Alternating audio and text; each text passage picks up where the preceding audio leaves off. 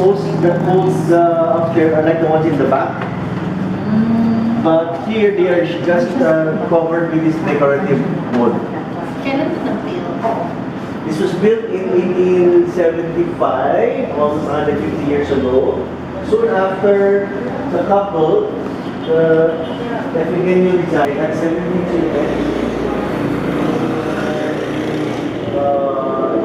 She took care of the barn for the workers.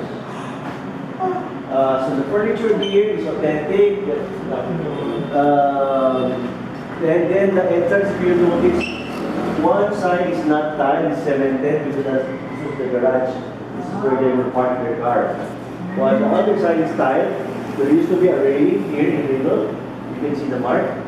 And this is where the visitors will enter.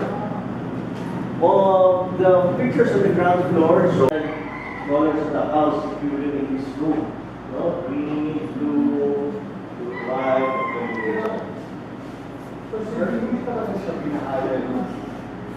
It was enacted until 1999. Akyat po tayo mamaya.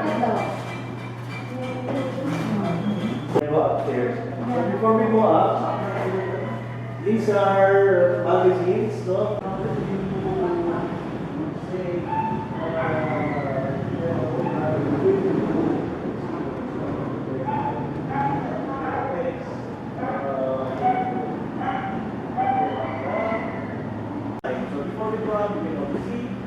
Photo of Tana Dicang and Sir Chris will surprise or recognizing them.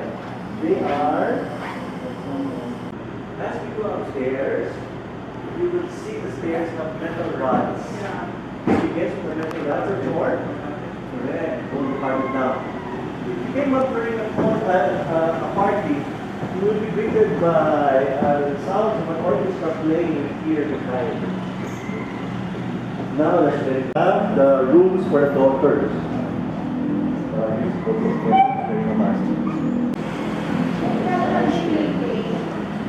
still working? That one is when you pay it properly. Yes. So this is the room of the daughters. And daughters, they probably have to sew their engagement.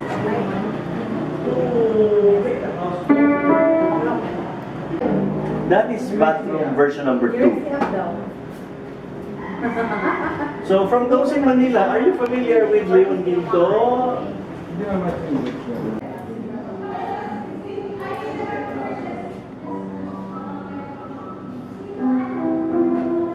Dapat po ano? Dito na ang This is the master. Dito na ang magazine na ano. Wala lang mo. No, what are the curtains for? To keep the mosquitoes out. Mosquitoes. It's so small. Maybe that's why they had 17 children.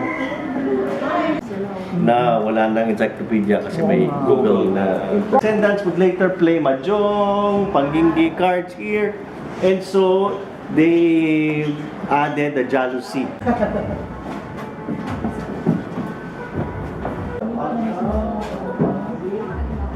This is also